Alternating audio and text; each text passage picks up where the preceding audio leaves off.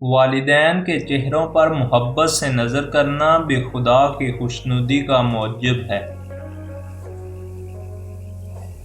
عارف ایک قدم اٹھا کر عرش پر پہنچ جاتا ہے اور دوسرا اٹھا کر واپس آ جاتا ہے۔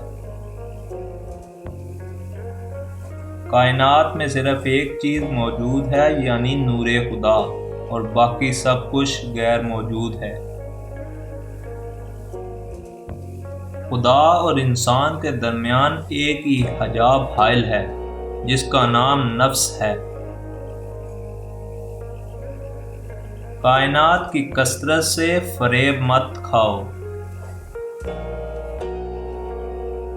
دیر و حرم کے امتیازات سطح ہیں۔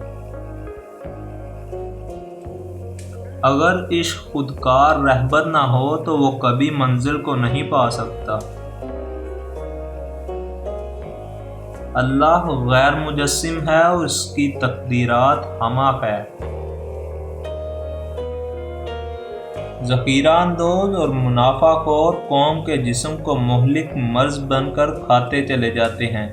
ان کو نیست و نابود کرنا ہر شہری کا کام ہے۔